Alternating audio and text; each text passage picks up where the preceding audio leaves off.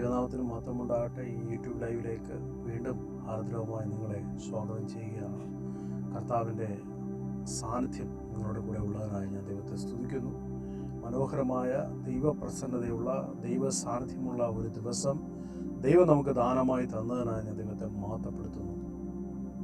ഈ ഒരു അവസരത്തിൽ ഒത്തിരി പേർക്ക് ഈ ലൈവുകൾ അനുഗ്രഹമാണെന്നും ഒത്തിരി പേർക്ക് ഈ ലൈവുകൾ അനുഗ്രഹിക്കപ്പെട്ടതാണെന്നും ഒക്കെ ദൈവം പലരിൽ കൂടി എന്നോട് സംസാരിച്ചത് കൊണ്ടിരിക്കുക. സ്തോത്രം. അത് എൻ്റെ യൂട്യൂബ് ചാനലിലൊരു ഈ യൂട്യൂബ് ചാനൽ ചെയ്യുന്നതിൽ ഒത്തിരി എനിക്ക് എൻകറേജാണ്. കർത്താവ് നിങ്ങളെ അനുഗ്രഹിക്കട്ടെ. എനിക്ക് വേണ്ടി പ്രാർത്ഥിക്കുന്നവരെ ഓർത്ത് ഞാൻ ദൈവത്തെ സ്തുതിക്കുന്നു. ഒരിക്കലൊരു ബാലനോട് ഒരു അധ്യാപകൻ ചോദിച്ചു, നിന്റെ ആഗ്രഹം എന്താണ്? ആ ബാലൻ പറഞ്ഞു, എൻ്റെ ആഗ്രഹം നല്ലവണ്ണം പഠിച്ച് നല്ല മാർക്കോടുകൂടി പാസ്സാകണം എന്നാണ്. ആ ബാലനോട് അദ്ദേഹം പറഞ്ഞു, ഞാനൊരു ദൈവമാണെന്നിരിക്കട്ടെ, നീ എന്നോട് ചോദിക്കുന്ന ഈ വരദാനം ഞാൻ നിനക്ക് തന്നിരിക്കട്ടെ, അടുത്ത നിന്റെ ആഗ്രഹം എന്താണ്?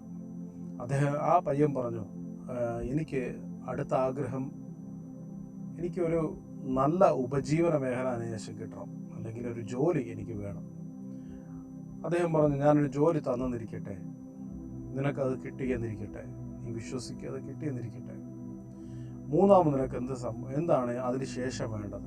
ആ ബാലൻ പറയുകയാണ്, എനിക്ക് അതിനുശേഷം എൻ്റെ ജീവിതത്തിലെ കരിയർ മെച്ചപ്പെടുത്തുകയും നല്ല സാലറിയും നല്ലൊരു ഭവനവും നല്ല ഒരു ചുറ്റുപാടും അന്തരീക്ഷവും എനിക്ക് ഉണ്ടാകണം എന്ന് ആ പയ്യൻ പറയുകയാണ്.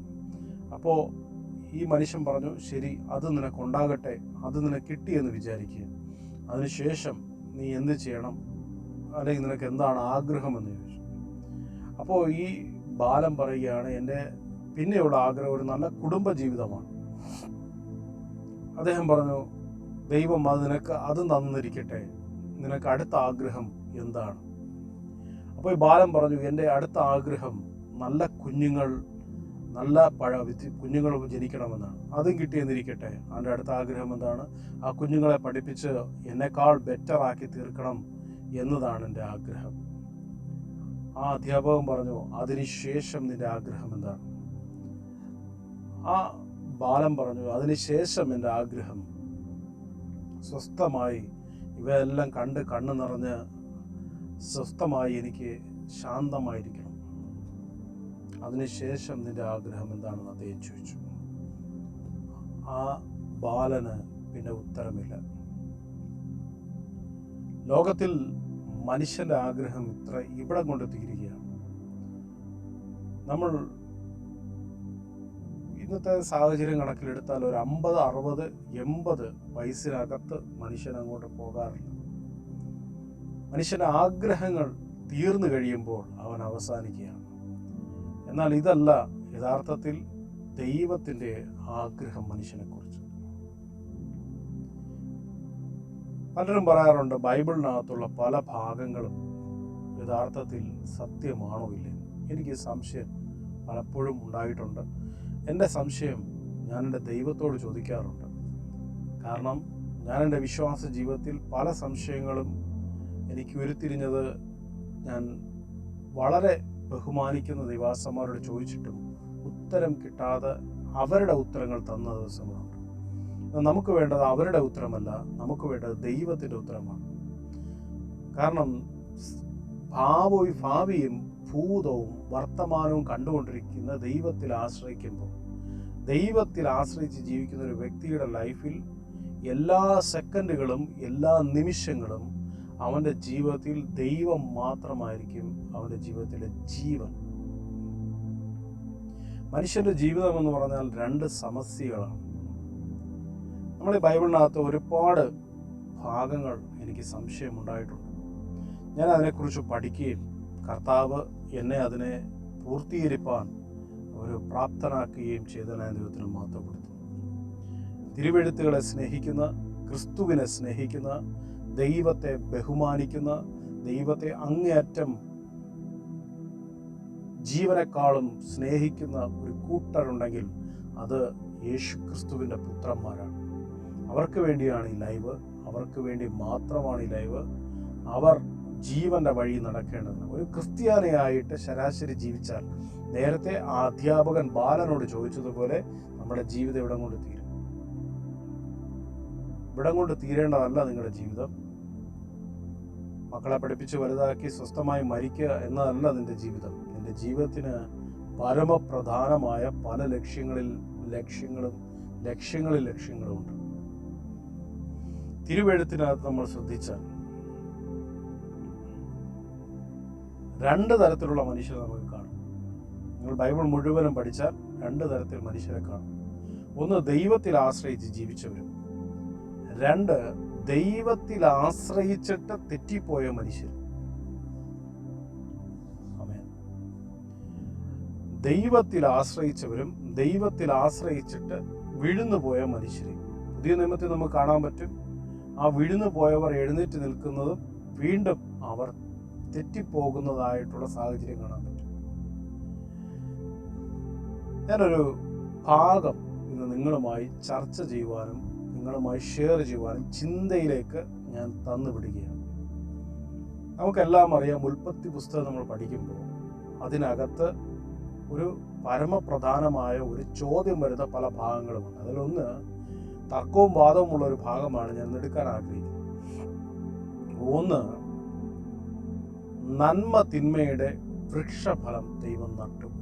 എപ്പോഴാണ് നട്ടതെന്ന് അറിയാമോ?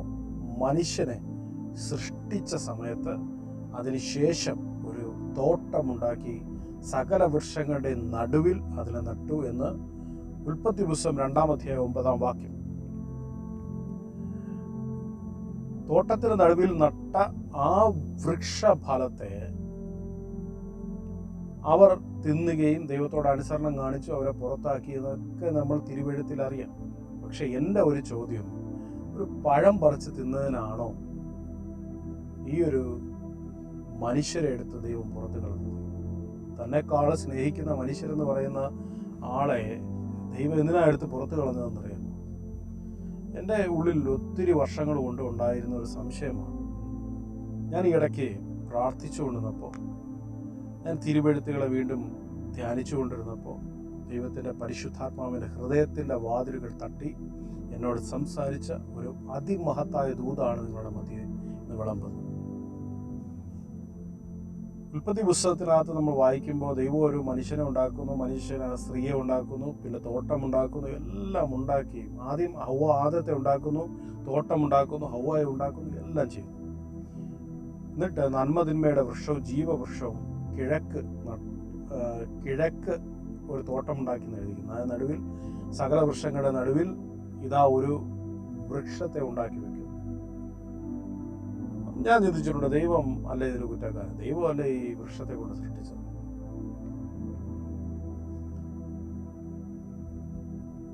സാധാമെന്ന് പറയുന്നതുകൊണ്ട് നിങ്ങളിത് കഴിച്ചാൽ ദൈവത്തെ പോലെ നന്മ തിന്മകളെ തിരിച്ചറിയുന്നവരായി തീരും. വായിച്ചിട്ടുണ്ടോ?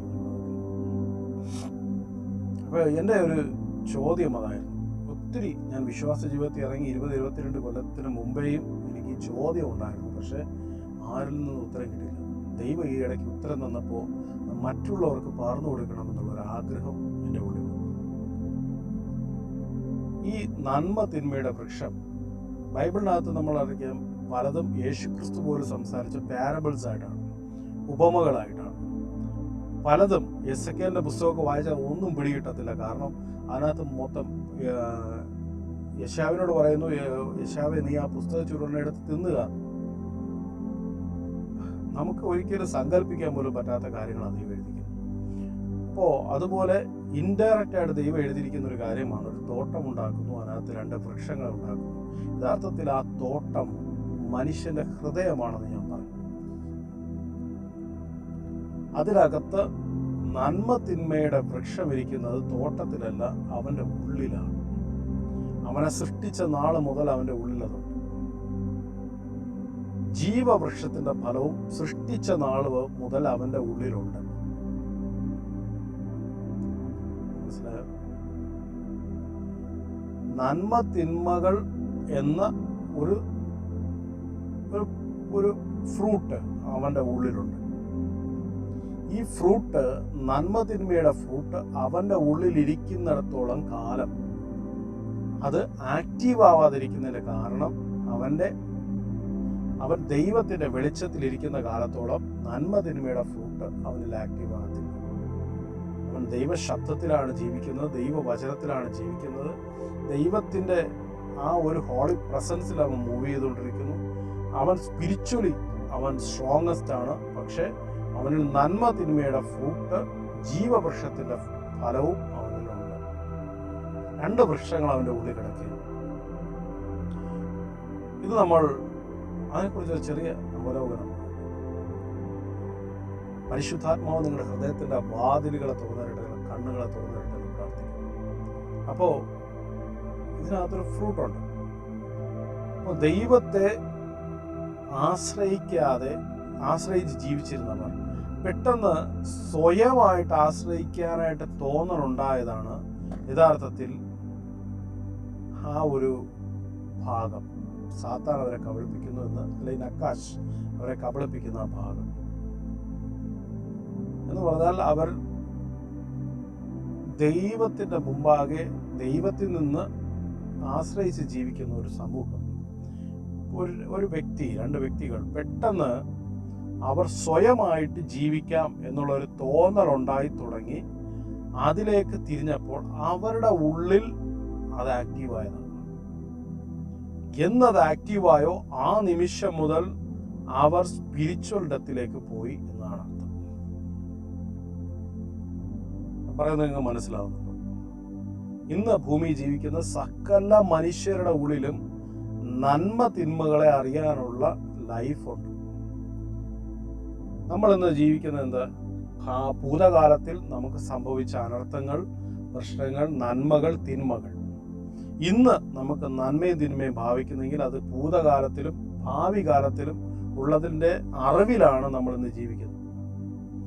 അയ്യോ, ഞാൻ ഇന്ന് ചെയ്താൽ നാളെ അതെന്താകും? ഞാൻ കഴിഞ്ഞ കാലങ്ങളിൽ ചെയ്തതാണ് ഇപ്പോൾ സംഭവിച്ചുകൊണ്ടിരിക്കുന്നത്. ഇങ്ങനെയൊക്കെ നമ്മൾ ഭാവിയുടെയും വർത്തമാനത്തിൻ്റെയും ഭാവിയുടെയും ഭൂതത്തിൻ്റെ നടുവിൽ വർത്തമാനത്തിൽ ജീവിക്കുക. കാരണം നന്മയും തിന്മയും മനുഷ്യന്റെ ഉള്ളിൽ ഇപ്പോഴും ഫ്രൂട്ട്ഫുള്ളായിട്ട് നിറഞ്ഞ് നിൽക്കുകയാണ്. ഞാൻ ചെയ്യുന്നത് തെറ്റാണെന്നറിയാം, പക്ഷെ ആ തെറ്റ് എൻ്റെ ജീവിതത്തിൽ ചെയ്യാതിരിക്കാൻ പറ്റത്തില്ല. കാരണം ചെയ്താൽ എന്താണ് ഭാവിയിൽ സംഭവിക്കുന്നതെന്നറിയാം, ചെയ്തില്ലെങ്കിൽ ഭാവിയിൽ ഭൂതകാലത്തിൽ എന്ത് സംഭവിച്ചു എന്നറിയാം. ഭൂതകാലത്തിൻ്റെ പ്രശ്നം കൊണ്ടാണ് ഞാനിപ്പോൾ ചെയ്യുന്നതെന്ന് പല ആൾക്കാരുടെയും കൺവിക്ഷൻ, അല്ലെങ്കിൽ അവരുടെ കൺഫെഷനാണ്. അപ്പോൾ മനുഷ്യൻ ജീവിക്കുന്നത് മൊത്തം ഈ ഫ്രൂട്ട്ഫുൾനെസ് ആയിട്ടുള്ള നന്മയും തിന്മയും എന്ന സ്വഭാവത്തിലാണ്. ദൈവത്തിൽ വിശ്വസിക്കുന്ന ഒരു പൈതൽ അവൻ ജീവിക്കേണ്ടത് നന്മയുടെയും തിന്മയുടെയും ലൈഫിലല്ല, സ്പിരിച്വൽ ലൈഫിലാണ്, ജീവവൃക്ഷത്തിലാണ്. കാരണം നന്മയാലും തിന്മയാലും തഴക്കം വന്നവർക്ക് മാത്രമേ ക്രിസ്തുവിന്റെ സ്നേഹത്തിൽ വളരാൻ പറ്റത്തുള്ളൂ എന്നൊരു വാക്യമുണ്ട്. നന്മയാലും തിന്മയാലും തഴക്കം വന്നവർക്ക് മാത്രമേ വളർച്ച പ്രാപിച്ചവരെ കുറിച്ച് പറയണം. അവർക്ക് തഴക്കം വരണം. തഴക്കം എന്ന വാക്കിലർത്ഥം അവർ ഗ്രോ അപ്പ് ആവണം. സ്പിരിച്വലി ഗ്രോ അപ്പ് ആകാതെ, അതിൽ ഫ്രൂട്ട് എന്നറിയാതെ ഒരിക്കലും ഇതിനെയൊന്നും ജയിക്കാൻ പറ്റത്തില്ല. ആ അധ്യാപകൻ ആ കുഞ്ഞിനോട് ചോദിച്ചതുപോലെ നമ്മുടെ ഭൂമിയിൽ, ഈ ഭൂമിക്കകത്തുള്ള ജീവിതം നമുക്ക് ഇത്രയൊക്കെ മതി എന്ന് പറഞ്ഞ് നമ്മൾ ജീവിക്കുന്നവരാണ് എല്ലാ മനുഷ്യരും. ഇല്ലെന്ന് ആർക്കും ബാധിക്കാൻ പറ്റത്തില്ല. അപ്പോൾ എനിക്ക് നല്ല കാറ് വേണം, നല്ല പഠിത്തം വേണം, നല്ല വിദ്യാഭ്യാസം വേണം, നല്ല ഭാര്യ വേണം, നല്ല കുടുംബം വേണം, നല്ല അന്തരീക്ഷം വേണം, നല്ല സാമ്പത്തിക ഭദ്രത വേണം. ആരെങ്കിലും ഇന്ന് വരെ ചിന്തിച്ചിട്ടുണ്ടോ എനിക്ക് നല്ല സമാധാനവും ശാന്തതയുമുള്ള അനുഗ്രഹമുള്ള ഒരു ജീവിതം വേണം? എന്നാൽ അങ്ങനെ ജീവിക്കുന്ന ഒരുപാട് പേരുണ്ട്. നമ്മുടെ പ്രശ്നം എന്ന് വെച്ചാൽ, ഞാൻ കോമൺ മാനെ കുറിച്ച് എടുക്കാം. നമ്മുടെ ഇന്നത്തെ പ്രശ്നം എന്ന് വെച്ച് കഴിഞ്ഞാൽ, നമുക്ക് മറ്റുള്ളവർ ജീവിക്കുന്ന ജീവിതം നമ്മളിൽ ഏറ്റെടുത്തിട്ട് നമുക്ക് അതുപോലെ ജീവിക്കാത്തതിനുള്ള സങ്കടത്തിൽ പ്രാർത്ഥിക്കുന്നവരുണ്ട്. ഞാൻ പറഞ്ഞത് നിങ്ങൾക്ക് മനസ്സിലാവുന്നു? മറ്റുള്ളവർ ജീവിക്കുന്നത് കണ്ടിട്ട്, അയ്യോ അവന് കാറുണ്ട്, എനിക്ക് കാറില്ല, അയ്യോ അവന് വീടുണ്ട്, എനിക്ക് വീടില്ല, അവൻ നല്ല ലിവിങ് ഉണ്ട്, എനിക്ക് നല്ല ലിവിങ് ഇല്ല എന്ന് പറഞ്ഞ് തങ്ങളെ തന്നെ പഴിച്ച് ജീവിക്കുന്നവർ ഇന്ന് ഭൂമിയിലുണ്ട്. അവർ അങ്ങനെ തന്നെ ഈ ഭൂമി നഷ്ടപ്പെട്ടു പോയിക്കൊണ്ടേയിരിക്കും. ദൈവം മനുഷ്യർ കൊടുത്തിരിക്കുന്ന ഏറ്റവും വലിയ ഭാഗ്യം എന്ന് പറയുമ്പോൾ ജീവവൃക്ഷത്തെ ആക്റ്റീവ് ചെയ്യാണ്. അതിൻ്റെ പ്രശ്നം, ജീവവൃക്ഷത്തിൻ്റെ ശബ്ദം എപ്പോഴും ജീവനുള്ളതായിരിക്കും. ഞാനത് ഇങ്ങനെ പറഞ്ഞാൽ നിങ്ങൾക്ക് മനസ്സിലാകത്തില്ല. It is a spiritual word. അതൊരു സ്പിരിച്വൽ റലത്തിൽ നിന്ന് ഞാൻ സംസാരിച്ചത്. ഒരു മനുഷ്യൻ ഈ ഭൂമിയിൽ ജീവിക്കുമ്പോൾ ആ മനുഷ്യൻ പറയുകയാണ്, എനിക്ക് ഈ ഭൂമിയിൽ ജീവിക്കാൻ വേണ്ടി, ശ്രദ്ധിച്ചു കേൾക്കണം, ഈ ഭൂമിയിൽ ജീവിക്കാൻ ഇന്നിപ്പോൾ ജീവിക്കുന്നത് എന്താണോ ദൈവം എനിക്ക് തന്നിട്ടുള്ളത് അതിൽ ഞാൻ സന്തോഷപൂർണനാണെന്ന് ഒരു വ്യക്തി അഭിപ്രായപ്പെടുന്നുണ്ടെങ്കിൽ അവനാണ് യഥാർത്ഥത്തിൽ പ്ലസന്റ് മാൻ, സമാധാന പുരുഷൻ, സമാധാനമുള്ള വ്യക്തി. എനിക്കിതൊരു ചെറിയ ജോലിയുണ്ട്, ചെറിയ കുറച്ച് സമ്പാദ്യമുണ്ട്, എൻ്റെ വീട്ടിൽ എല്ലാം അനുഗ്രഹമാണ്, എൻ്റെ 2 കുഞ്ഞുങ്ങൾ എല്ലാവരും അവർക്കുള്ള വിദ്യാഭ്യാസമുണ്ട്, എല്ലാം ഉള്ളത് മതി. കർത്താവ് ഒരിക്കൽ പറഞ്ഞു, ഉള്ളത് മതി എന്ന് വെപ്പിൻ. That's a pleasant life. നമ്മൾ ആരെങ്കിലും വെക്കൂ, അയ്യോ അവൻ ഒരു നല്ല കാർ എടുത്തു, എനിക്കും എടുക്കണം, അവൻ്റെ ജീവിതം പോലെ അതിനേക്കാൾ മെച്ചപ്പെട്ട രീതിയിൽ ബെറ്റർ ലൈഫ് എനിക്ക് വേണം എന്ന് പറഞ്ഞ് ജീവിക്കുന്നവരാണ്. ഇന്നത്തെ നിങ്ങളുടെ നിലവാരത്തിൽ സന്തോഷിക്കാൻ പറ്റിയില്ല എങ്കിൽ നിങ്ങൾ ഒരു ബെറ്റർ ലൈഫിലേക്ക് നിങ്ങൾക്ക് ഒരിക്കലും പ്രവേശിക്കാൻ പറ്റത്തില്ല. അതാണ് ട്രീ ഓഫ് ലൈഫിൻ്റെ പ്രത്യേകത. ഒരുപാട് കാര്യങ്ങൾ ട്രീ ഓഫ് ലൈഫിനെ കുറിച്ച് പറയാനുണ്ട്, പക്ഷേ അതെല്ലാം കൂടെയൊക്കെ നിങ്ങളുടെ മധ്യേ പറയാനായിട്ട് കഴിയത്തില്ല. അപ്പോൾ ഈ മനുഷ്യൻ്റെ ഉള്ളിലുള്ള ഈ നന്മ തിന്മയെക്കുറിച്ച് തിരിച്ചറിവിലാണ് അവൻ ഈ ഭൂമി ജീവിച്ച് പൊയ്ക്കൊണ്ടിരിക്കുന്നത്. ഞാൻ പഠിച്ചത്, ഞാൻ ഇപ്പോൾ ബൈബിൾ തന്നെ ഇപ്പോൾ ഞാനത് സംസാരിച്ചുകൊണ്ടിരിക്കുമ്പോൾ അത് അങ്ങനെയല്ല, കിഴക്കിലാണ് സൃഷ്ടിച്ചത്, അത് അവിടെയല്ല സൃഷ്ടിച്ചത്, അത് ഇവിടെയാണ് സൃഷ്ടിച്ചത്, പിന്നെ എന്തിനാ ഇങ്ങനെ സൃഷ്ടിച്ചത് എന്നൊക്കെ നമ്മുടെ ചോദ്യം വരും. കാരണം നമ്മൾ നമ്മുടെ അറിവിലാണ് ജീവിക്കുന്നത്. യേശുക്രിസ്തു ഭൂമി വന്ന് അവരോട് സംസാരിച്ചു വന്നപ്പോൾ അവർ തിരുവെഴുത്തിനകത്തും തോറയ്ക്കകത്ത് എഴുതിയിരിക്കുന്ന കാര്യങ്ങൾ അവിടെ ഇരുന്ന എല്ലാ വ്യക്തികളും കേൾക്കെ യേശുക്രിസ്തുവിനോട് വാദിക്കുകയാണ്. മോശയുടെ പ്രമാണത്തിലുള്ള കൊല്ലാൻ ഏൽപ്പിച്ചിരിക്കുന്നു. മോശ ഇങ്ങനെ എഴുതിയിരിക്കുന്നു, അബ്രഹാം ഞങ്ങൾക്ക് പിതാവായുണ്ട്, തിരുവെഴുത്തിൽ ഇങ്ങനെ എഴുതിയിരിക്കുന്നില്ലയോ, ഇങ്ങനെ എഴുതിയിരിക്കുന്നില്ലേ? ഇത് ഇങ്ങനെ ചോദിക്കുന്ന അറിവിൽ നിന്നാണ്. മതമാണ് അറിവിനെ കൊണ്ടുവരുന്നത്. അറിവ് ഒരിക്കലും നമ്മളെ ചീർപ്പിക്കുകയല്ലാതെ രക്ഷപ്പെടുത്തത്തില്ല. അറിവിൽ നമുക്ക് ലൈഫ് കൊണ്ട്, ഇപ്പോൾ ഉദാഹരണത്തിന് ബൈക്ക് ഓടിച്ചിട്ട് ബ്രേക്ക് ചവിട്ടിയില്ല എങ്കിൽ ആ വാഹനത്തിൽ ഇടിക്കും എന്നത് നമ്മുടെ അറിവാണ്. നടക്കാൻ പോകുന്ന സംഭവത്തെക്കുറിച്ചുള്ള ഒരു അറിവാണ്.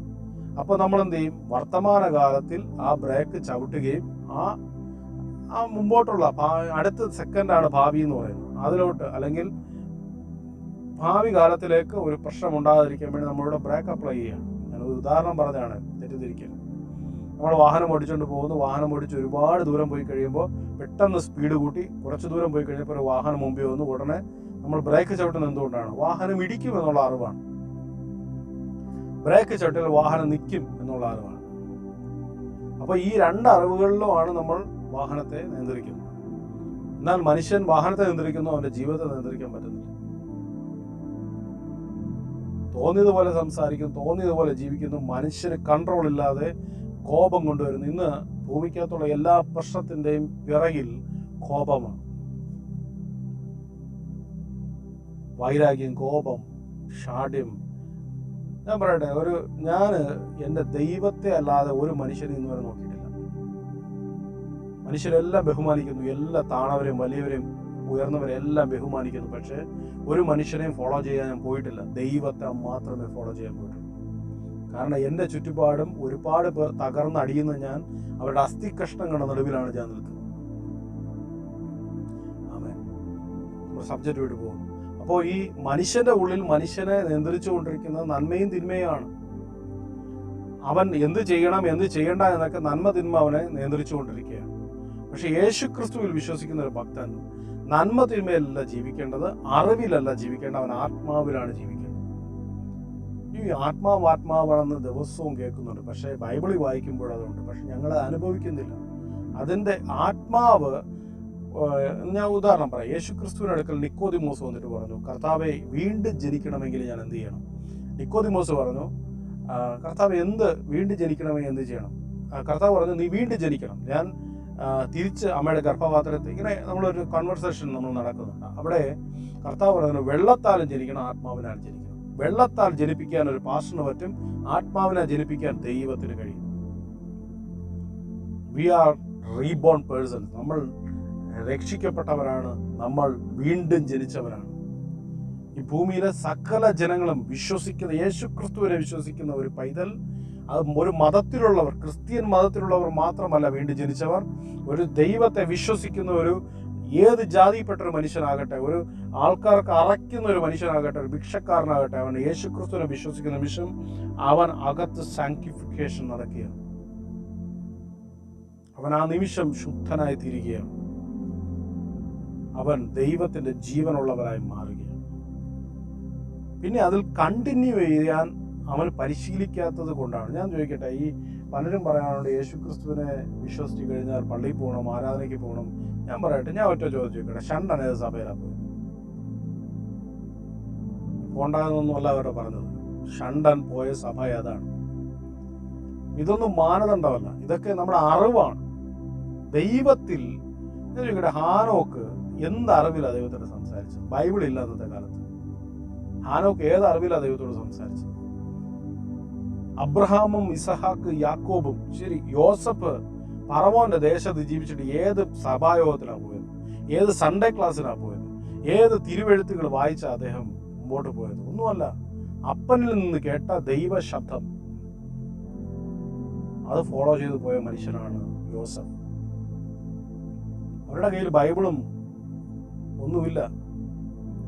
അവരുടെ കയ്യിൽ യാക്കോബിന്റെ കയ്യിൽ ഒരു വടിയുണ്ട്. ആ വടിയകത്ത് തൻ്റെ സ്ഥാപകജന്മം വസ്തുക്കളുടെ കുറിച്ചുള്ള വിവരണവും തൻ്റെ അപ്പൻ്റെ തായ്വഴിയുമാണ് എഴുതി വെച്ചിരിക്കുന്നത്.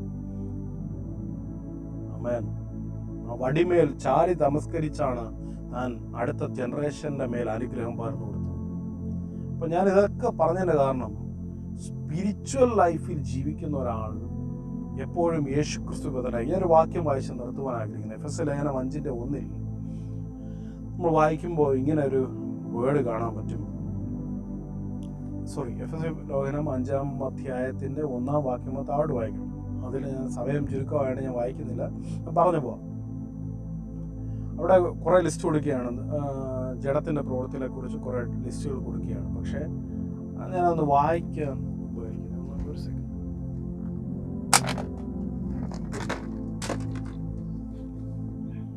Thank you holy spirit.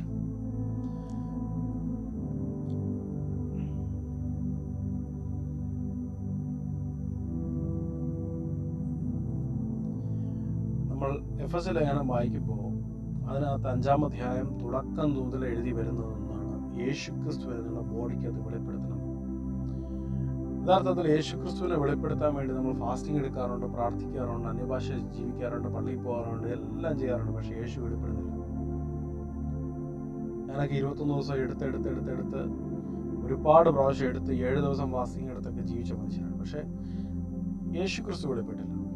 എന്തുകൊണ്ടാണെന്ന് ഞാൻ പലപ്പോഴും എന്നോട് ചോദിക്കാറുണ്ട്. പക്ഷെ എനിക്കൊരു കാര്യം മനസ്സിലായത്, യേശുക്രിസ്തു നമ്മളിൽ വെളിപ്പെട്ട് നിൽപ്പുണ്ട്. നമ്മൾ അതിനെ തിരിച്ചറിയാത്തത് കൊണ്ടാണ് നമ്മൾ തെറ്റിപ്പോയിക്കൊണ്ടിരിക്കുന്നത്.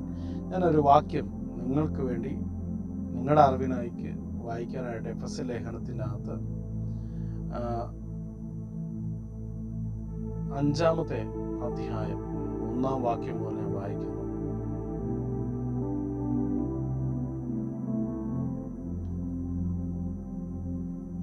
ആകയാൽ പ്രിയമക്കൾ എന്ന പോലെ ദൈവത്തെ അനുകരിപ്പിൻ എന്നല്ല ഇങ്ങനെ വായിച്ചിട്ട് താഴോട്ട് വരുമ്പോൾ 6-ാമത്തെ വാക്യം 5-ാം വാക്യം മുതൽ പറയുന്നു, ദുർനടപ്പുകാരൻ, അശുദ്ധൻ, വിഗ്രഹാരാധിയായ ദിവ്യാഗ്രഹി, ഇവർക്ക് ആർക്കും ക്രിസ്തുവിന്റെ ദൈവത്തിന്റെ രാജ്യത്തിൽ അവകാശമില്ല. ദൈവരാജ്യം ഐഹികമല്ല എന്ന് യേശു ഒരിക്കൽ പറഞ്ഞിട്ടുണ്ട്. ദൈവരാജ്യം കാണത്തക്ക നിലവാരത്തിലുള്ള ഒന്നല്ല. ദൈവരാജ്യം നിങ്ങളിൽ തന്നെ ആകുന്നു എന്ന് കർത്താവ് പറഞ്ഞിട്ടുണ്ട്. അതെങ്ങനെ ദൈവരാജ്യം ഒരു മനുഷ്യന്റെ ഉള്ളിലിരിക്കുന്നു? നമ്മൾ ചിന്തിക്കാൻ പോലും പറ്റാത്തൊരു കാര്യം. ഇറ്റ്സ് എ കൺസെപ്റ്റാണ്. ഞാൻ ചോദിക്കട്ടെ, ഒരു വീട് കെട്ടുന്നതിന് മുമ്പേ ഒരു മനുഷ്യന്റെ ആദ്യം വീട് പണിയുന്നത് അവന്റെ ഉള്ളിലാണ്. അവന്റെ പ്ലാനും ബൈലും എല്ലാം അവന്റെ ഹൃദയത്തിനകത്താണ് വരുന്നത്. ദൈവരാജ്യം ഇതുപോലാണ്. യേശുക്രിസ്തുവിന്റെ അകത്തുള്ള ഒരു വലിയ കൺസെപ്റ്റ്. നമ്മൾ യേശുവിനെ വിശ്വസിക്കുമ്പോൾ ദൈവത്തിന്റെ കിങ്ഡം നമ്മുടെ ഉള്ളിൽ വരികയാണ്. ആ രാജ്യം പിന്നെ പണിയേണ്ടത് നമ്മളാണ്. അപ്പൊ നമ്മൾ ഒരു വലിയ മിനിസ്ട്രി ഒന്നുമല്ല. ആദ്യം പണിയേണ്ടത് നീ നിന്നെ തന്നെയാണ്. രണ്ടാമത് പണിയേണ്ടത് നിന്നെ ഏൽപ്പിച്ചിരിക്കുന്നവരെയാണ്. മൂന്നാമത് പണിയേണ്ടത് നിന്റെ ശുശ്രൂഷ ലൈഫിനെയാണ്. നാലാമത് പണിയേണ്ടത് ആത്മീയ നിലവാരത്തെയാണ്. ചില സംഘടനകൾ എന്ന് പറഞ്ഞാൽ പറ്റത്തില്ല, ക്രിസ്തീയ മേഖലകളിൽ പല ദുരുപദേശങ്ങളൊന്നാണ് ഉപജീവനത്തിനൊന്നിനും പോകണ്ട. ഞാനിതിൻ്റെ ഇടയിൽ ഒന്ന് പറഞ്ഞു പോട്ടെ. ഉപജീവനത്തിനൊന്നും പോകണ്ട. യേശു ക്രിസ്തു നിങ്ങളിൽ കൂടി സ്പിരിച്വൽ ഫ്രൂട്ട്ഫുൾനെസ് തരുമ്പോഴത്തേക്ക്, അല്ലെങ്കിൽ പ്രവചനവും ആത്മീയ നിലവാരം തരുമ്പോൾ മറ്റുള്ളവരെ ശുശ്രൂഷിച്ച് പ്രവചനം പറഞ്ഞിട്ട് പൈസ മേടിക്കാം, എന്നിട്ട് ജീവിക്കാം. ഞാൻ ഉളുപ്പില്ല എന്നാണ് ഞാൻ ചോദിക്കുന്നത്. കാരണം എന്നറിയാമോ, തിരുവെഴുത്ത് പഠിപ്പിച്ചിരുന്ന, റെവലേഷൻസ് പഠിപ്പിച്ചിരുന്ന പൗലോസ് പോലും കൂടാരപ്പണി ചെയ്തു. അദ്ദേഹത്തിന് അതിന്റെ ആവശ്യമൊന്നുമില്ല. കൂടാരപ്പണി ചെയ്താണ് അദ്ദേഹം കാര്യങ്ങൾ നടത്തിക്കൊണ്ടിരുന്നത്. ഇവിടെ ഉള്ളവന്റെ കൂടാരം പൊളിച്ചാണ് കാര്യങ്ങൾ നടത്തിക്കൊണ്ടിരുന്നത്. ഞാൻ അതിനൊക്കെ ഒന്നും പോകുന്നില്ല. ദുർനടപ്പ് ഇതെല്ലാം എഴുതിയിട്ട് പറയുന്നു, വ്യർത്ഥ വാക്കുകളാൽ ആരും നിങ്ങളെ ചതിക്കരുത്. ദ വെയിൻ വേർഡ്സ് എന്ന് പറയുന്നു. വേറൊരു ട്രാൻസ്ലേഷനിൽ ഞാൻ വായിച്ചു, നിങ്ങളെ നന്മയും തിന്മയും തമ്മിൽ തിരിച്ചറിയുന്ന ഈ നിലവാരത്തിലുള്ള വാക്കുകൾ ആരും നിങ്ങളെ വശീകരിച്ച് വഞ്ചിക്കരുത്. കാരണം അടുത്ത വാക്യം പറയുന്നു, ഈ വക നിമിത്തമല്ലോ ദൈവകോപം അനുസരണം കെട്ടവരുടെ മേൽ വരുന്നു. നമ്മൾ ഈ ഭൂമി ജീവിക്കുമ്പോൾ നമ്മുടെ ലൈഫിനകത്ത് നമ്മൾ ശ്രദ്ധിച്ച് നോക്കിയാൽ അറിയാം, ഒത്തിരി കാര്യങ്ങൾ നമ്മൾ നമ്മുടെ അറിവിൽ നിന്നാണ് ചിന്തിക്കുന്നത്. ഒരു ഡോക്ടർ തൻ്റെ പ്രാക്ടീസ് ചെയ്യുമ്പോൾ അറിവിൽ നിന്നാണ് താൻ പ്രാക്ടീസ് ചെയ്യുന്നത്, അറിവിൽ നിന്നാണ് ആ രോഗിയെ ട്രീറ്റ് ചെയ്യുന്നത്, എല്ലാം ചെയ്യുന്നത്. ദൈവം ആഗ്രഹിക്കുന്നത് ഭാവിയും ഭൂതവും വർത്തമാനം ഒരുപോലെ കണ്ടുകൊണ്ടിരിക്കുന്നവന്റെ അറിവിൽ ജീവിക്കണം എന്ന് ദൈവം ആഗ്രഹിക്കുന്നു. അത് ബൈബിളിന്റെ അറിവല്ല. It's a spiritual life, spiritual dimension ആണ്. അതിലേക്ക് എത്താൻ പ്രാർത്ഥിക്കണം, ആത്മീയമായി ശുശ്രൂഷ ചെയ്യണം, ഒരുപാട് എന്താ പറയാ ഫാസ്റ്റിംഗ് എടുക്കണം. ഇതൊന്നും അല്ല ദൈവം പറഞ്ഞിട്ടുണ്ട്. നിങ്ങൾ എന്നിലും ഞാൻ നിങ്ങളിലും ആകണം. ആ ഒരു പൊസിഷൻ നമ്മൾ എപ്പോഴും കീപ്പ് ചെയ്യുവാണെങ്കിൽ നിങ്ങൾ സ്പിരിച്വൽ ലൈഫ് നിങ്ങളിലേക്ക് ഉണ്ടാകുന്നു. യേശു ക്രിസ്തു നിങ്ങളെ വെളിപ്പെടാൻ തോന്നും. ഞാൻ ഒരു വാക്യം കൂടെ ആ എഫെസ് ലേഖനത്തിനകത്ത് ഞാൻ പറഞ്ഞു വന്ന വാക്യം ഇതല്ല. ഞാൻ എഫെസ് ലേഖനം 5-ാം അധ്യായത്തിന്റെ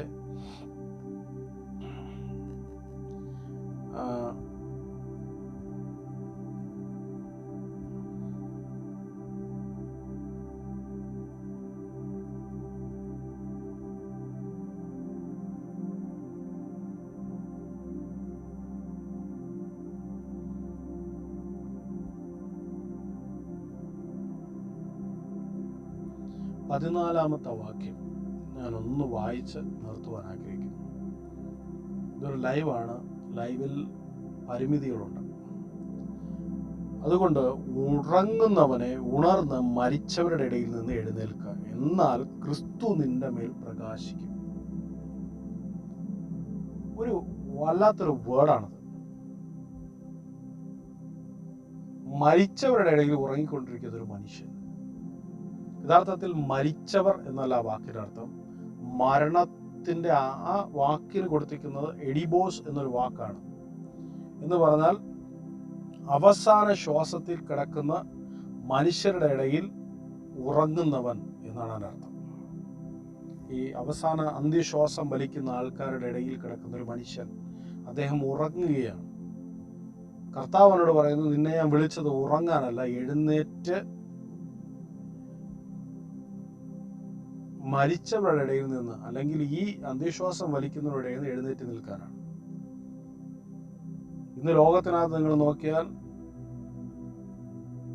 ജീവനൊക്കെ ഉണ്ട്, പക്ഷെ ഉറക്കത്തിലാണ്. നമ്മുടെ ലൈഫ് ഭൂരിഭാഗം ഉറക്കത്തിലാണ്. നമ്മൾ പോകുന്ന യാത്രകളെല്ലാം ഉറക്കത്തിലാണ്. മനസ്സിലായോ? ഇല്ല. ആ അധ്യാപകൻ കുഞ്ഞിനോട് ചോദിച്ചതുപോലെ നമ്മളൊരു ഉറക്കത്തിൽ പൊയ്ക്കൊണ്ടിരിക്കുകയാണ്. അവസാനം നമ്മൾ ചോദിക്കും, ദൈവം ചോദിക്കുകയാണ്, നിനക്ക് അവസാനത്തെ എന്താ ആഗ്രഹം? ആഗ്രഹമില്ല. ആ കുഞ്ഞ് പറഞ്ഞതുപോലെ എനിക്കറിയത്തില്ല. നമ്മൾ ഫോളോ ചെയ്തുകൊണ്ട് വന്നുകൊണ്ടിരിക്കുന്ന നമ്മുടെ പാരമ്പര്യ മനുഷ്യകുലം മുഴുവനും ഫോളോ ചെയ്തുകൊണ്ടിരിക്കുന്ന ഒരു ബൈലമാണ് ആ അധ്യാപകനും ആ കുഞ്ഞിന്റെ സംസാരം. ദൈവം നമ്മളെ വിളിച്ചത് ഇതൊന്നും കണ്ടും കേട്ടും ഇങ്ങനെ ജീവിക്കാനൊന്നുമല്ല. അയ്യോ, നമ്മൾ ചോദിക്കും, നമ്മളെ ഭൂമി ജീവിക്കുമ്പോൾ ഇങ്ങനെയല്ലേ, നിങ്ങൾ ഇങ്ങനെയാണ് ജീവിക്കുന്നത്. പക്ഷെ നിങ്ങൾ യേശു ക്രിസ്തുവിന്റെ ലൈഫിൽ ഇന്നുവരെ ഫോളോ ചെയ്തിട്ടില്ല. എല്ലാ മനുഷ്യരും ഫോളോ ചെയ്യണമെന്ന് ദൈവം ആഗ്രഹിക്കുന്നു. പക്ഷെ എല്ലാ മനുഷ്യരും ഫോളോ ചെയ്യത്തില്ലെന്ന് ദൈവത്തിന് അറിയാം. നിങ്ങളേത് മതത്തിൽ വിശ്വസിക്കുന്നവരാകട്ടെ, യേശു ക്രിസ്തുവിനെ സ്നേഹിക്കുന്നവരാണെങ്കിൽ നിങ്ങൾ തെറ്റിൽ നിന്ന് വിട്ടൊഴിയുന്ന ശബ്ദം നിങ്ങളുടെ ഉള്ളിൽ ഉണ്ടാകും. അത് പള്ളിയിൽ പോയി സ്നാനപ്പെട്ടത് കൊണ്ടോ, പള്ളിയിൽ പോയി കപ്പിയാരെടുത്തോ വൈദ്യരെടുത്തോ ഒന്നും പ്രാർത്ഥിച്ചത് കൊണ്ടോ, വൈദ്യരെടുത്ത് പ്രാർത്ഥിച്ചതൊന്നും ഒന്നും ഉണ്ടല്ല. നിങ്ങൾ ദൈവത്തിന്റെ ജീവൻ നിങ്ങളുടെ ഉള്ളിൽ ഉള്ളത് കൊണ്ടാണ് നിങ്ങൾ ആരോരുമില്ലാതെ എല്ലാവരും സ്നേഹിച്ചിട്ട് അവസാനം എല്ലാവരും ഒറ്റപ്പെട്ട് റൂമിനകത്ത് കരയുമ്പോൾ നിന്നെ സാന്ത്വനിപ്പിക്കാൻ നിന്റെ ഉള്ളിൽ നിന്ന് സാരമില്ല എന്ന് പറയുന്ന ഒരു ശബ്ദം വരുന്നു. കേട്ടിട്ടുണ്ടോ? എൻ്റെ ജീവിതത്തിൽ ബ്രദറെ എല്ലാവർക്കും ഞാൻ എല്ലാം ചെയ്തു കൊടുത്തു, പക്ഷെ അവസാനം വന്നപ്പോൾ എനിക്ക് ആരുമില്ല. സാരമില്ലെന്ന് പറഞ്ഞ അകത്ത് ആശ്വസിപ്പിക്കുന്ന ഒരു ശബ്ദം ജീവവൃക്ഷമായ ക്രിസ്തുവിന്റെ ശബ്ദമാണ്. എനിക്ക് ആരുമില്ല എന്നൊരു അനാഥത്വം ഫീൽ ചെയ്യുന്നെങ്കിൽ സാരമില്ല, ഞാൻ കൂടെ ഉണ്ട് എന്ന് പറയുന്ന ശബ്ദം നമ്മൾ തിരിച്ചറിയണം എന്നതാണ് പ്രശ്നം. ഈ ദൈവ ശബ്ദത്തെ തിരിച്ചറിയാത്തതാണ് യഥാർത്ഥ നന്മ തിന്മയുടെ ഫലത്തിന്റെ പ്രശ്നം. ഞാൻ ഇതിനെക്കുറിച്ച് കൂടുതൽ നിങ്ങൾക്ക് പറഞ്ഞു തരണമെങ്കിൽ എനിക്ക് പബ്ലിക്കായിട്ട് ഒരു മിനിസ്ട്രിയിൽ മാത്രമേ സംസാരിക്കാൻ പറ്റൂ. കാരണം ഇതിൽ എനിക്ക് 30 മിനിറ്റ് കൂടുതൽ എനിക്ക് എടുക്കാൻ പറ്റില്ല. ഇപ്പൊ തന്നെ 30 മിനിറ്റായി. ഇപ്പൊ ഞാനത് വേർഡ് അവസാനിപ്പിക്കുകയാണ്, കാരണം സമയം മുമ്പോട്ടില്ല.